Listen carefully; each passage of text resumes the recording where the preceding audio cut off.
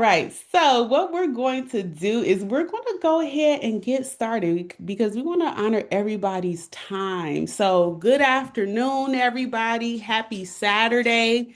Welcome to today's session of the BTS Virtual AI series. This is our final workshop, y'all, for the year. So, super, super excited because we have some amazing things that are about to be discussed, especially with this dynamic duo that we have that's hosting the workshop. But just before we dive into it, my name is Dominique. I am a part of the Black Tech Saturdays team, and we want to thank you all so much for spending part of your weekend with us as we close out this year's series. Not only that, but you are taking time to pour into yourself and to fill your cup. And so you definitely deserve a round of applause just like everybody else. And just to give you a high arching overview of us and why we created this virtual AI series. We really just wanted to make sure that we had created something that was accessible, easy to learn. You were able to actually implement these things in your everyday life, right? Whether it is your work or your creative projects. It was just like we wanted to make sure that the AI learning was accessible and it empowered you, especially if you are a founder, a professional, creator, a community leader. Listen, we didn't want to do no gatekeeping, so that's why we're here today. And today's workshop is Ethics and Guardrails, Navigating AI Safely and Responsible. And that is an essential piece of this mission. And so we are honored to introduce our hosts. We have Shayla Unik, who is career confidence and development coach, founder of Unik HR Solutions. And we have Raymond Martin III. He is a cybersecurity professional. He specializes in cyber risk, system security, ethical hacking, and a lot much more. They are very talented and have a wealth of knowledge. And so they're really going to guide us through how to recognize ethical risks in AI, talk about internal guardrails so that we're responsible users. And listen, Shayla and Ray, I don't want to say too much more, but thank you all for being here, and the floor is now yours. So let's go, y'all. Happy learning. Absolutely.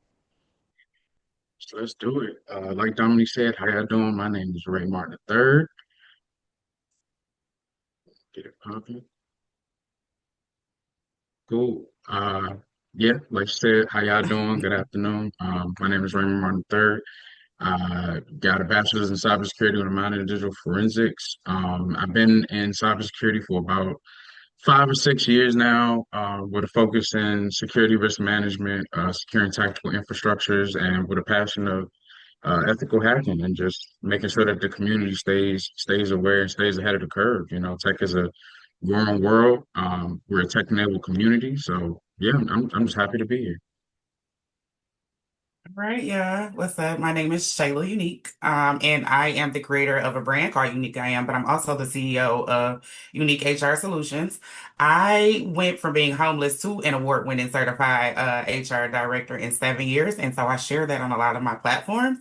And because of some of the HR excellence that I have been able to accomplish, I have received. I actually need to update this. I'm at 8 awards now and 8 article features, and I've streamed on 9 networks. I was a part of a #1 international best-selling co-author collaboration for a book called I Am Woman in 2022.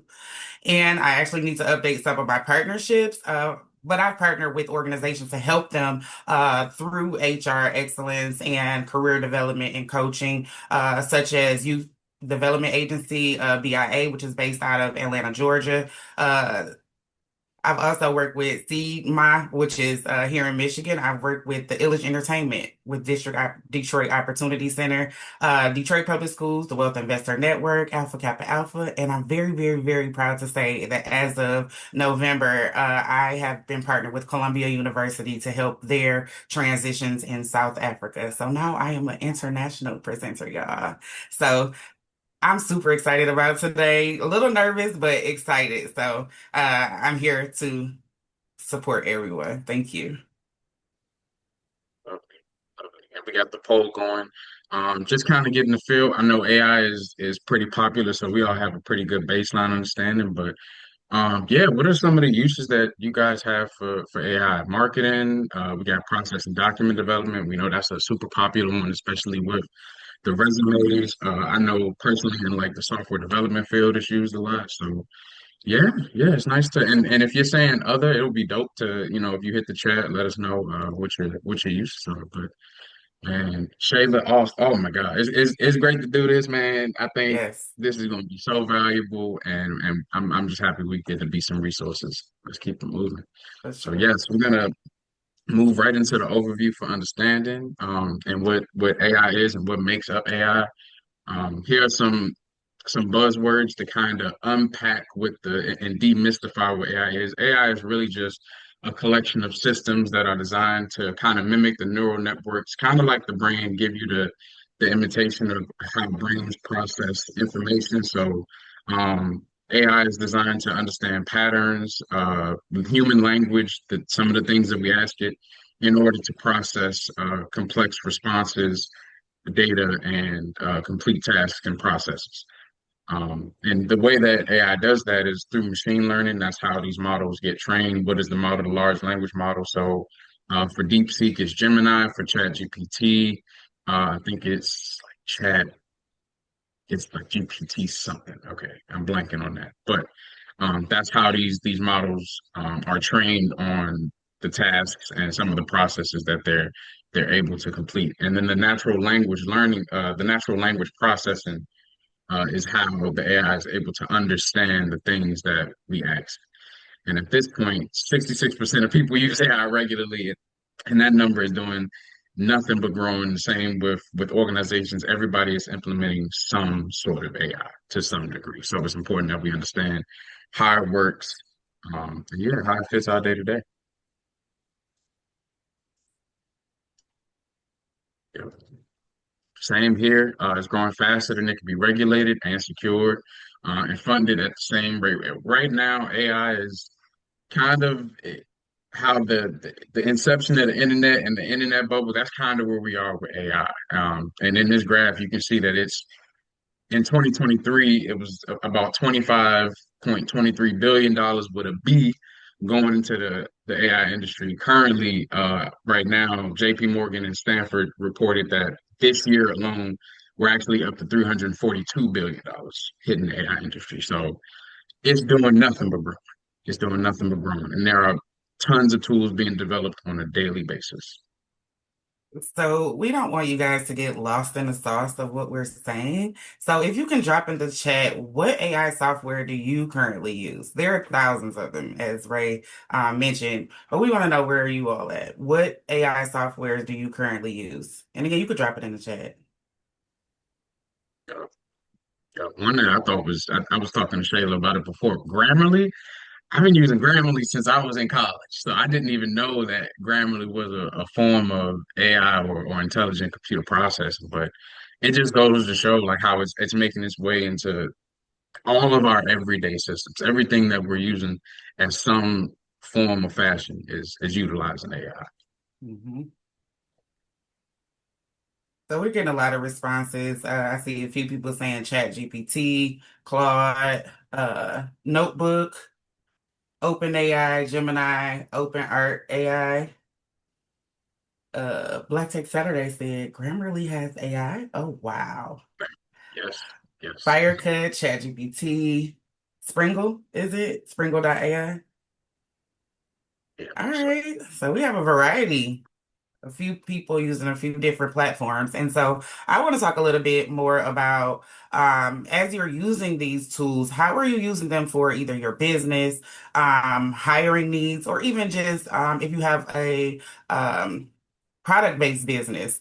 A lot of people are using AI for that as well. So, coming from an HR perspective, I do know that everyone does not have a budget for HR, or they think that we just like hire and fire people, but so much more to us than that, right? And so, I want you to know that there are some different areas where we go and support individuals, whether they're in business or whether just on an individual level. How do you use these programs and what are some efficient ways? Now, I am not the person that reads to people. because I don't like people reading to me. So I just highlighted a few key points and areas that I want you to look at and see how can you use AI to leverage AI for your business or for your personal needs, but using some of these things, right? So when we talk about program and application development, a lot of times I help organizations to support rapid creation of SOPs, workflows, and training modules, right? So you can use your AI tools that you guys dropped into the chat and help it to provide some framework for you to know that, hey, I can develop an SOP using AI, or I can develop a workflow where I'm not starting over doing the exact same thing every time, like I'm the robot. No, use the robot to be the robot, right? And so you can do that by using it to do some workflows and even some training modules. So let's say you are a startup company, right? And you don't have any employees as of yet. Your budget does not allow for a Shayla or any other HR professionals to kind of come in and do those training modules for you. Use those tools and softwares that you dropped in that chat to ask it to develop some framework for you for that. Now, again, one thing that we are going to continuously remind you of is that the A is artificial. So it's going to give you just the framework. You have to do your due diligence and do some deep diving into the information it provides and kind of customize it to your business or to your liking or to who you are, right?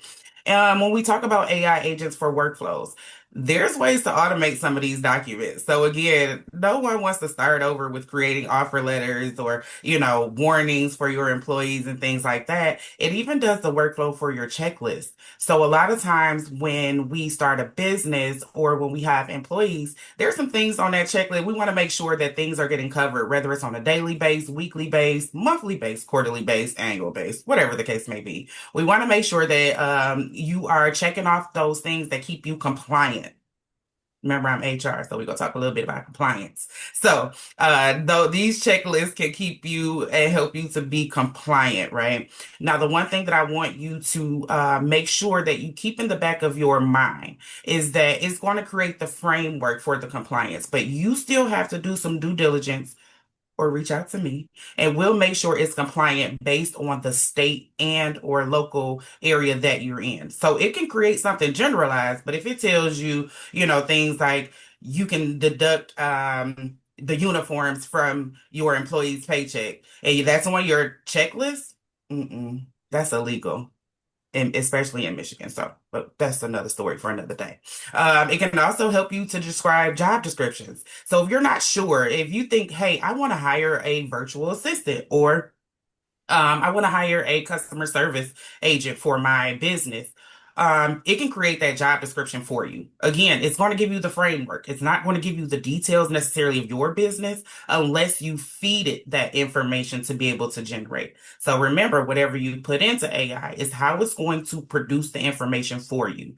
9 times out of 10, it's going to be generalized, and you have to use your human component to make it a little more realistic.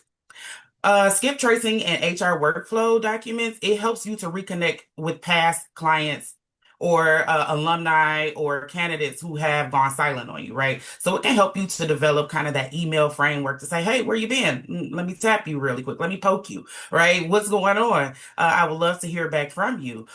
I use this component every time I go out to network.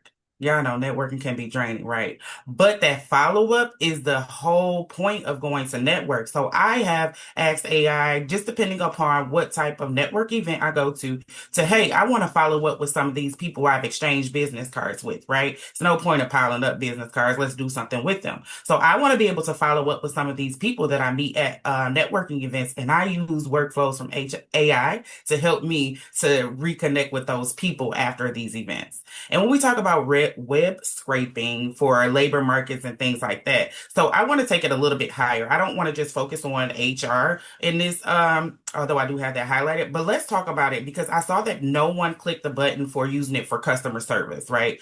Did you know that 90% of the time that you go onto a lot of these websites, they have that it automatically pops up and say, hey, what are you shopping for? Or hey, I see this in your cart. That's AI.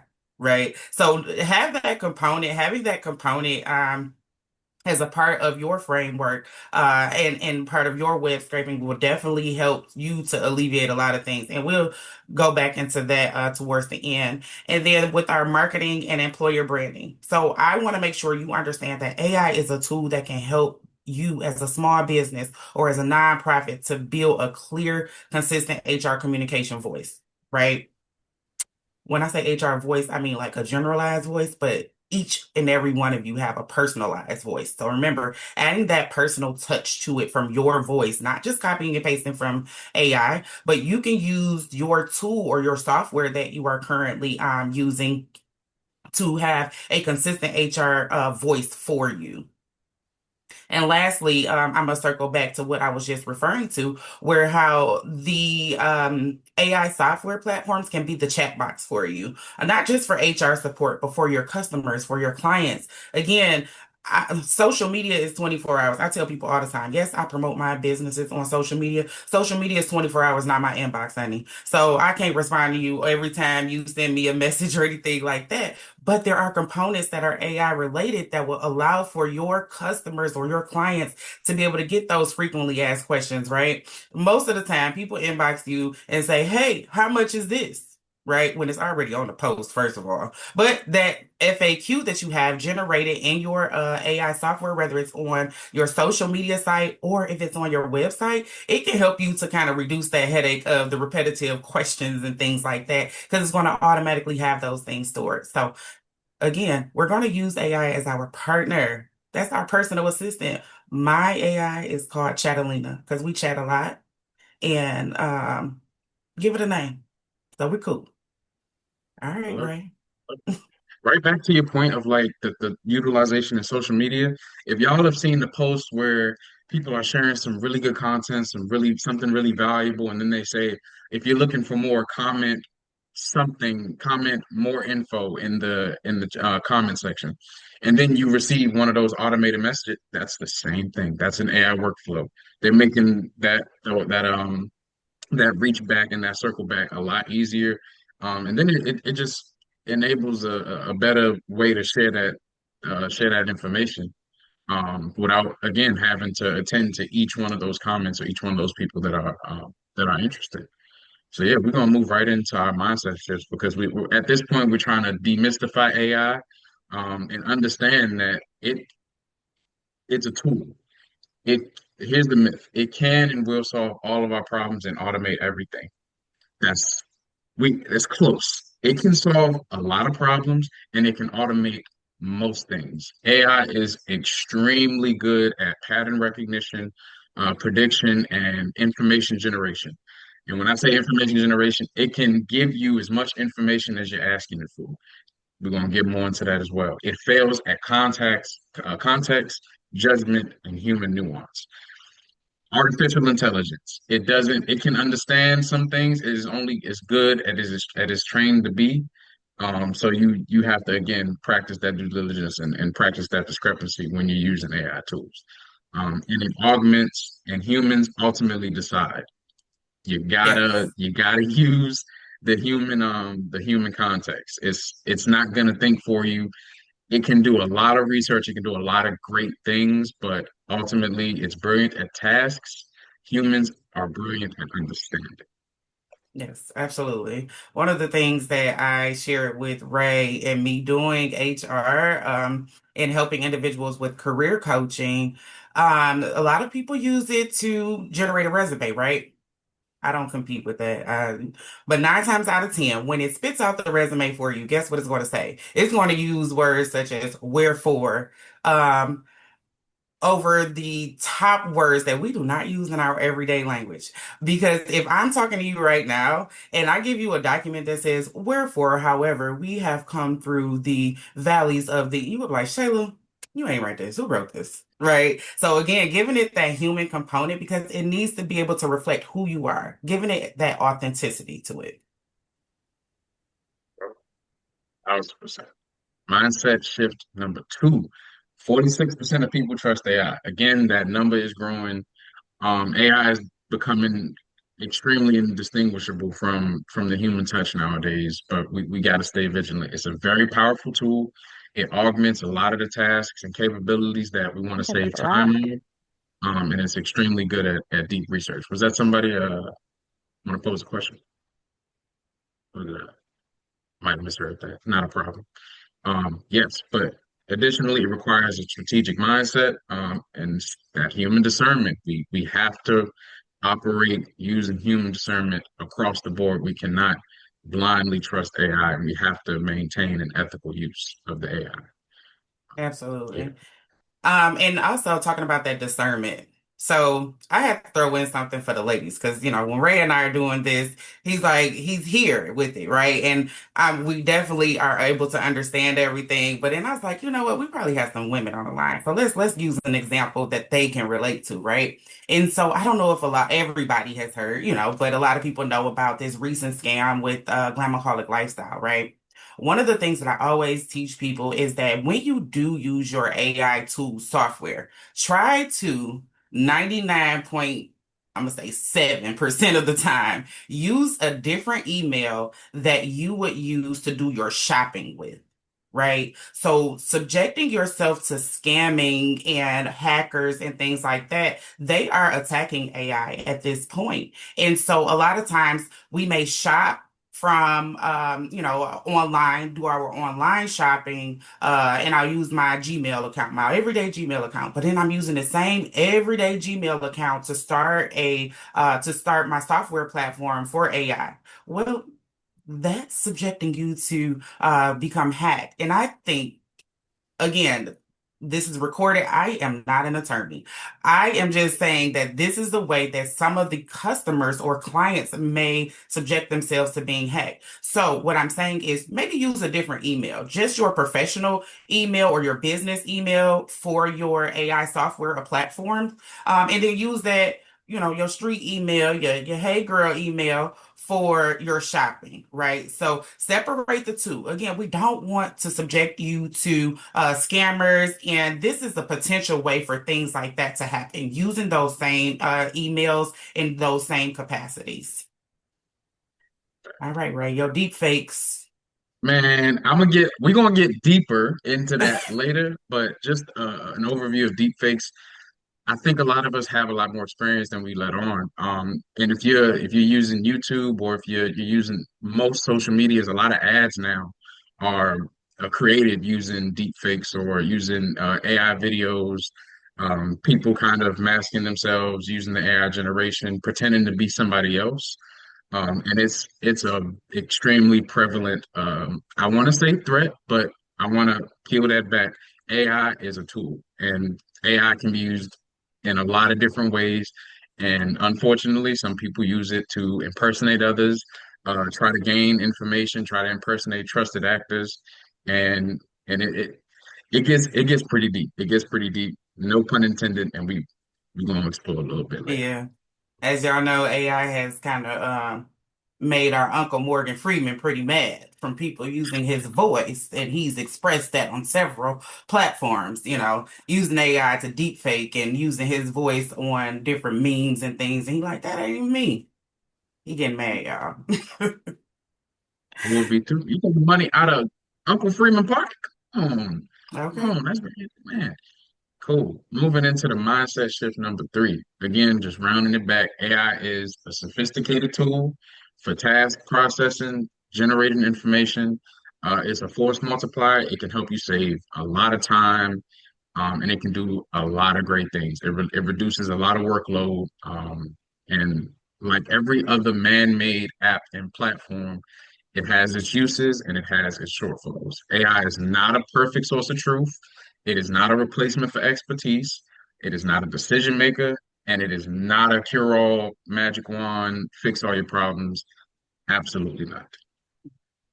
Yeah, Absolutely not. 71% of resumes are rejected because it's been detected that AI has been used. Shayla, you could talk to that one a little deeper. Yeah. So as Ray mentioned, 71% of resumes are rejected because they are AIG versus being AIA. So what does that mean, right? So AIG is they are AI generated. AIA means they are AI assisted.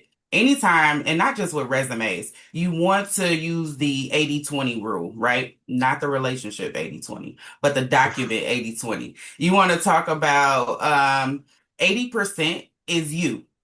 20% can have that assistant, right? And so as we know, documents, whether, even for grants, they go through what's called like an application tracking system. So that's a robot, right? So robot and AI is their cousin. Robots understand robots the same way you are able to understand what I'm saying on today's workshop. The AI, the application tracking system is able to understand if the document you are producing, whether it's a resume or things like that, has AI component, predominant AI component to it. Like these are not your words. It didn't say this. And I know this, and I'm giving y'all some tips just in case you are out applying for positions. I'm on the other side, right? So I'm on the side where I'm getting the resumes for my clients. And so we use application tracking systems that will red flag it and say AIG. It'll literally turn your resume red for us to say, this person didn't say this. So I'm giving y'all some little gems and tips right now. So you want to make sure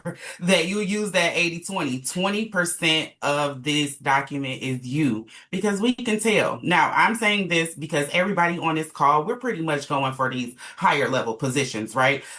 When you're submitted directly to somebody, they don't know that way because it's just funneled through email. But when you're submitted through an application tracking system, use that 80/20 rule because we want to make sure that your documents are AIA and not AIG. AIA gives you thumbs up, AIG, mm-mm. Then Ray put me up on a movie called War Games, y'all. Oh man. All right. War Games is it's an older gym. But the premise is this hacker, he's in high school. He's calling around, he's using a lot of old school hacking techniques that utilize dial up to dial into different computer systems across the country. He stumbles upon a government ran computer system just to find out that this system is designed by the government to basically run nuclear war scenarios and practice responses in real time to those scenarios.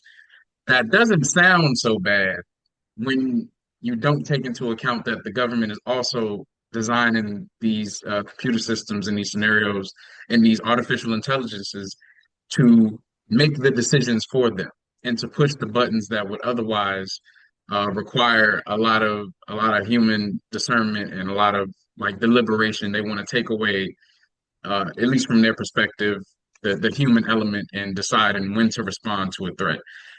That is dangerous, y'all. This is a very old movie, and for this concept to be, recognized back then, I think it's extremely prevalent now. Like going back to our point, AI is not a decision maker. Computers should not make decisions that require and that have real world consequences. Those require much more human touch. Yeah, yeah. It's scary. Go check it out if you ain't you get a chance. And Ray, be careful. Don't say it's an old movie. Okay? Listen, Ben Oh, said, watch your mouth. it's old. It's All old. right, yeah. So now we're going to go into using AI ethically. Let's do it. Yes, yes. I hope we scared you enough. Now we about to arm you with some tools. Yes. So let's talk about the integrity of AI. So before I get into our 3 points, I just want you to understand that anything that you feed AI is kind of how it's going to produce the information to you, right? And so just like with our bodies, so we're in December, everybody's thinking about, not everybody, but a lot of people are thinking about, hey, we're about to start this diet, we're going to work out, everything, we're going to start eating better in the new year, right?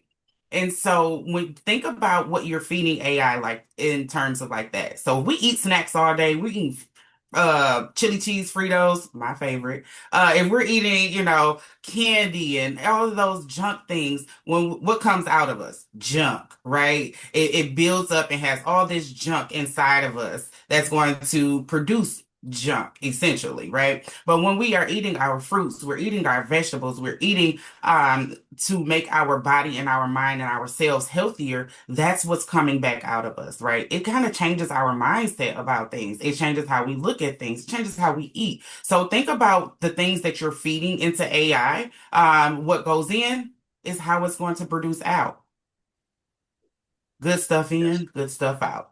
So when we talk about the takeaways from our takeaway number one is integrity, right? You want to always make sure that you consistently keep that integrity, which requires that human oversight. Remember, we continuously say the A and AI is artificial. So AI should support, not replace ethical judgment. You know what you need for your business or your resume or to function. And AI is just going to give you that, nah, here you go, right? But again, keep that human component. Give it your authenticity. AI accelerates decision making, but you protect the integrity of it. It's you. Give it that human voice. We're also going to protect employees, that's business privacy, and that's non-negotiable. You cannot compromise your business, yourself, because you want to use AI, right? Don't compromise that. Keep the genuine, authentic approach to the things that you're doing. Ethical AI begins with secure data practice. That means, like, again, you can create workflows and things like that, or even employee documents, but don't give it so much information for it to produce everything exactly for you. So don't give it addresses, don't give it zip codes, don't even give it your birthday. I mean, make up something else, right? Or just ask it to generalize it. That way, it'll just have those areas for you to fill in and give that human touch to it. Putting too much information in can subject you to too many different things and others, right? So just making sure that if you can't guarantee data confidently, then you can't or shouldn't justify the usage of AI, right? In terms of what you're trying to do. Kind of how I advise some of my clients when we do interview prep. If you get dressed for your interview and you're like, oh, I wonder, do this look, if you have to second guess it, just change your clothes, girl or sir. If you're not sure if that button up is going to be right because you have a stain on it and you're questioning it before you actually do the work, just change it. Same thing with AI. If you have to guess, oh, I wonder, is this information going to get out? Don't even put it in there.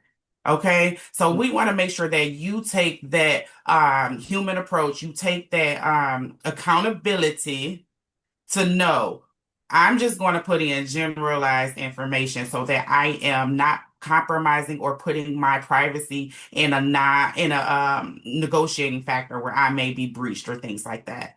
Always, again, being transparent, fair, and bias aware when you're using AI to build trust, right? So again, generalizing information, training it and teaching it as to who you are and what your needs are to be able to continue to effectively be your partner. We want to make sure that that is how you are training it and keeping biased information out so none comes back to you. And so maintaining that integrity in AI is measured by fairness, accountability. I should have put that in bold. And honest communication, right? And so that's number one. How we want to talk about integrity and AI. And Ray is pretty cool with finding a lot of cool like memes and things. So he found this one from iRobot with Will Smith over there on the side. This I couldn't resist. Our robot is too it's too relevant. And like Shayla said, good stuff in, good stuff out, not so good stuff in. These models are only as good as we train. Mhm. Yes, reinforcing that trust, transparency, and accountability. That's what we're going to back it all the way up. When you're designing large language models, they should be grounded in trust, transparency, and accountability. When you're utilizing AI tools, you should operate trust, transparency, accountability. Understand what the AI tools are capable of, their functions, how they're trained. It's a lot of research that goes into it, or it's a lot of due diligence that you have to do. But if we're going to operate ethically, that's what comes with it. If you're designing AI tools or whoever's designing AI tools, they should disclose how the data is being used. The good practice is to be wary of what you're putting into these models and what you're feeding it.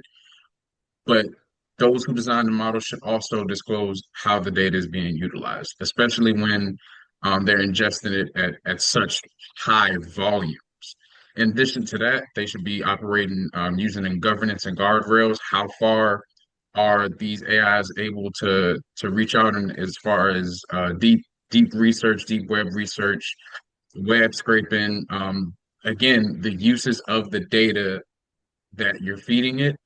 You don't want to put something into an AI that, again, you should assume that your information is being stored in addition to being used to fuel the further outputs.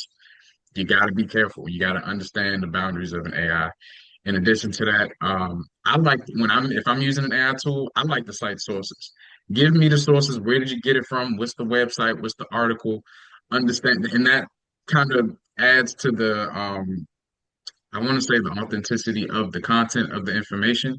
If you're able to back check, if you're able to do your due diligence, read the sources, read the articles, and confirm that the information that you're actually receiving from the AI is useful and accurate, um, that goes a long way.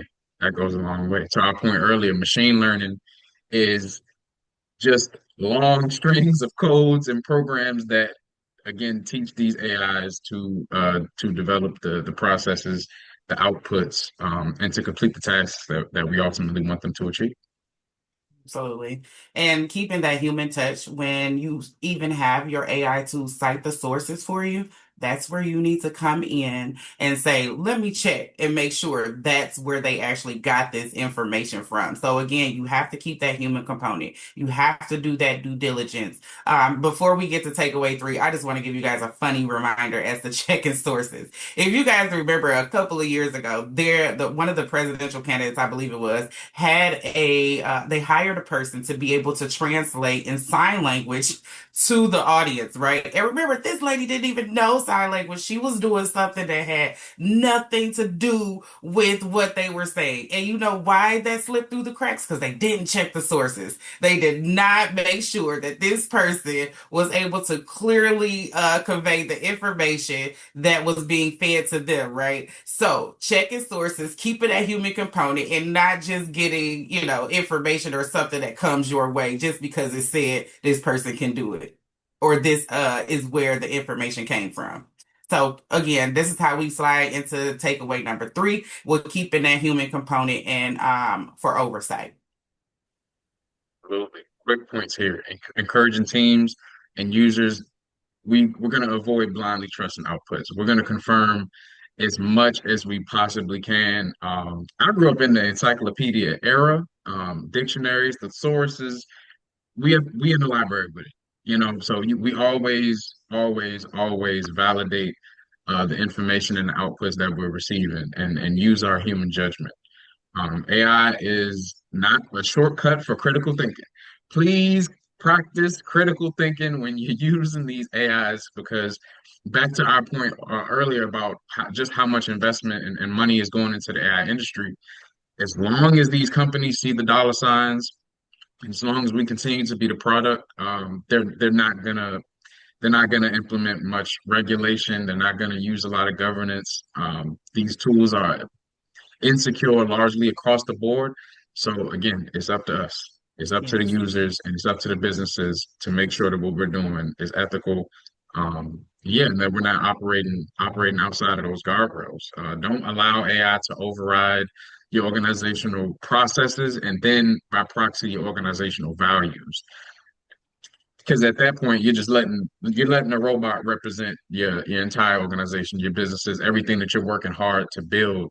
Don't let that go by the wayside. Again, AI is man-made. It can fail just like any other man-made creation. And going right into Exactly. that, automating without guardrails, same point. Be careful how far the information is going, what your inputs and outputs are, and which your AI is using the information to develop. Completely Yep. agree. Remember, common sense is not common, but critical thinking is critical. All right. Mm, mm.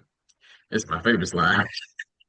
'Cause it just pounds home the point of always assume information. Information is the name of the game.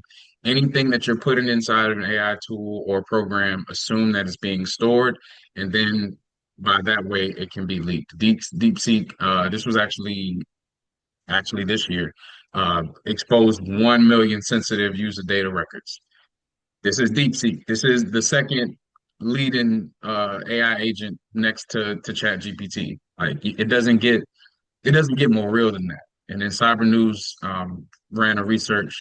84% of breaches 51% facing credential theft of all AI tools across the board right now. So again, don't put your sensitive data, don't put proprietary data into public AI tools.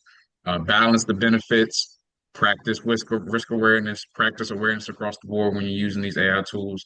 And kind of like Shayla said earlier, if you're using the same email addresses, if you're using the same login credentials for some of these tools, monitor your accounts, um, understand your risk, and understand your exposure. And as a bonus, I dropped in, you're actually able to go to some websites and see, has any of your information been leaked? Has there been a breach that has involved some of your information? In addition to data removal brokers who are actually able to go into the internet and kind of scrub some of that data. A lot of them are paid. Delete Me, easy opt outs are also available, but we got options. We gotta use the tools that are available to us. Mhm. Yeah, I like this meme too. I'm that's not a company. Again, all this money is coming in. They're not worried about protecting your personal data as much as you should be. So again, it's in your hands. Oh, We're cool, we're about to get cool. you all we're about to get you all involved now. Okay. So, you guys can come off of mute, you can drop it in the chat, but we're about to get you involved a little bit. We've been talking for a minute, but we're about 15 minutes out, so we kind of want to get you involved in this last little portion of our presentation. So here, we want you to pick the real Tom Cruise. Okay. So Ray is going to show you something, and we want you guys to decide which of these Tom Cruise is real.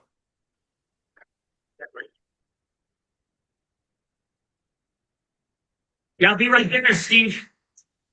Hey, what's up, TikTok? Look, I do a lot of my own stunts, but I also do a lot of industrial cleanup. Okay, it's important. So obviously, you keep your hands clean, but you need that exfoliating product to really cut through the grime. Okay, just another tip for you talkers, or the TikTok tips. I'm getting too old for that. I don't internet. That's Tom Cruise one. So,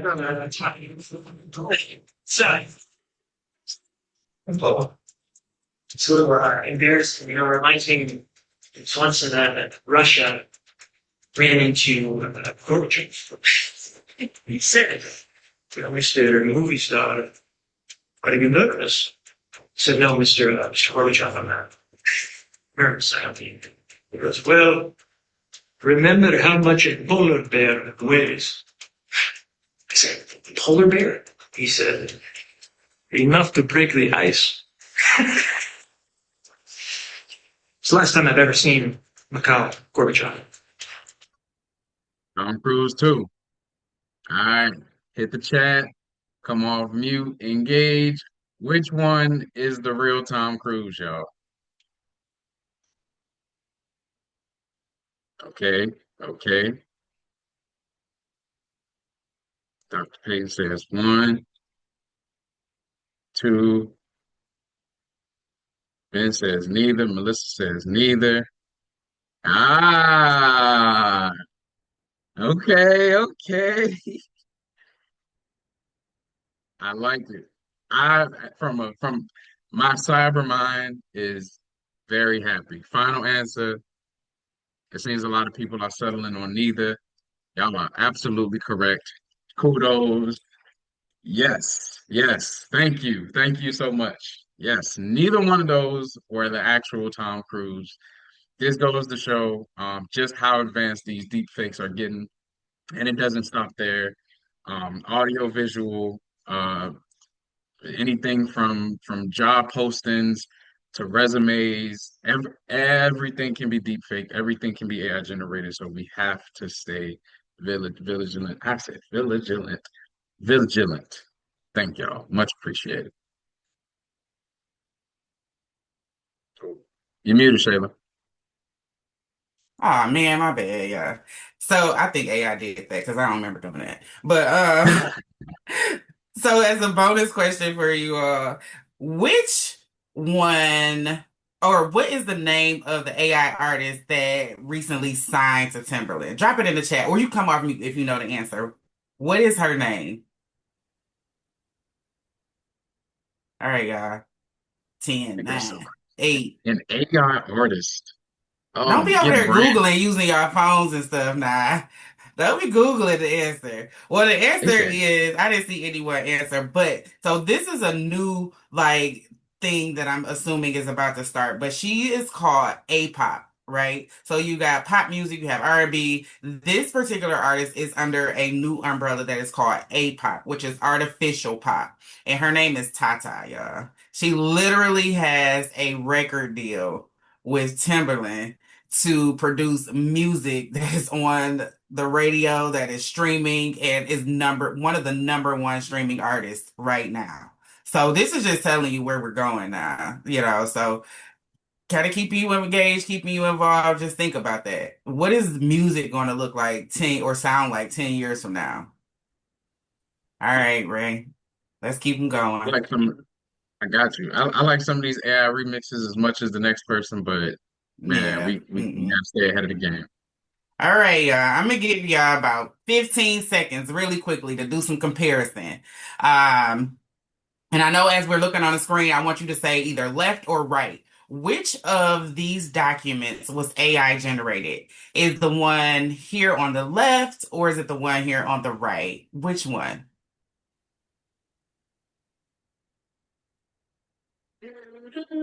Drop it in the chat, left or right. All right, I remember it's 15 of y'all. I didn't see more than one answer now. Y'all still there with me?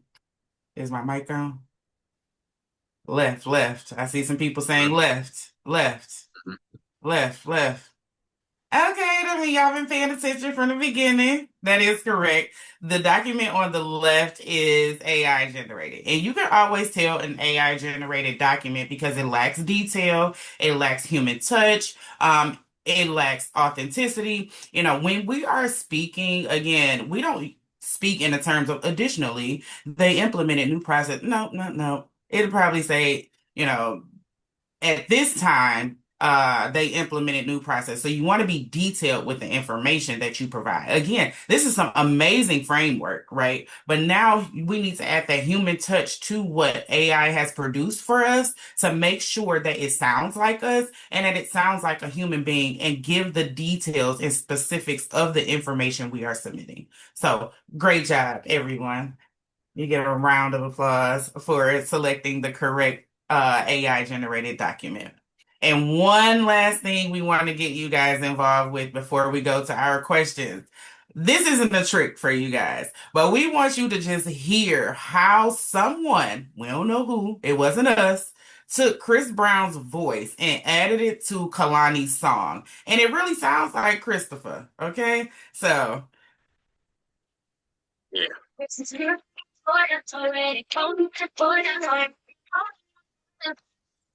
Oh, baby, yeah. So come inside, it's cause she's slide tonight. What's a good time tonight? If you're talking about clothes, you turn them toasty on, you can't drive tonight. And you got the phones for me, laid out on the sofa for me, put it in there for the ones for me, no. No, some days ain't the same, ain't nobody to blame. Tell me, just tell me, baby, you're waiting for me. Hate it turn out this way. If you want me to change, I'm gonna pick up my clothes. this is crazy. Yeah. This is crazy, right? And I went to see Christopher Mhm. earlier this year, and I know he didn't sing this song. He didn't participate in this not one time, but he on the internet with it. So just showing you guys how people can take some things and really just make it into their own. But everybody, all 15 of us on this call will make sure that we're using AI and the ethical approach and authentic approach, and we're maintaining those guardrails, right? Only feeding it the fruits and vegetables, and not the chili cheese Fritos and Sour Patches. Not like me. Sure, for sure. And to So drive the wrapping point it up, home, yeah, we're gonna wrap yeah, it up. Yeah, go ahead, Ray. no problem. Yeah, driving the point home, we have a framework, human, simple model, just to help you kind of remember human judgment first. Always practice human judgment. Use AI for tasks, not decisions. Do not let these computers make decisions that have real world implications that affect real things, real people. Do not let them take over, please. Measure and validate outputs. Always trust, but always verify. Always verify. Cite your sources. Do your diligence. Augment, don't replace. Again, AI is not a replacement for critical thinking. It is not a replacement for the human element. Um, it's able to help us get a lot of things done quicker, a lot of processes, automate a lot of processes, but not everything. And finally, never assume AI is right. Again, trust. I say never trust, always verify, but always practice your due diligence when using AI tools. That's the framework human. Yes. All right, y'all. Question? This your time to shine. Come off of mute. Let us know. Do you have any questions? Was this presentation helpful? Let us know. What's up, y'all? Yes, please. Questions, concerns, emotional outbursts. Yes. Uh, You want to sing yeah, to us in your Chris Brown voice? Hi, events everybody. about AI. Hey. How you doing? Hi, this is Georgia Cole. Thank you guys. This is such a great class, and I wish my law school class would have had it before. Uh, you guys should have definitely trained our class there. But this is some really good, really great nuggets, and I wanted to ask on when you're dealing with AI and you're dealing with um systems like Lexis or Nexus, Westlaw, different higher education programs. What's the programs called, and why is it that the universities put in there, like they put in the clause, we are going to check in and you can get, done for plagiarism? I'm old school, so I thank God I didn't get caught up with it, but I do know some of my friends that does. So any ideas or um software that they can use, because to organize their thoughts, not to generate anything, not AIG, but to keep it kosher AIA. I'm going to shower, okay? So most of them are like they're free ways to do it. You can Google different softwares, and it just really depends on what the output Yes. is that we're looking for.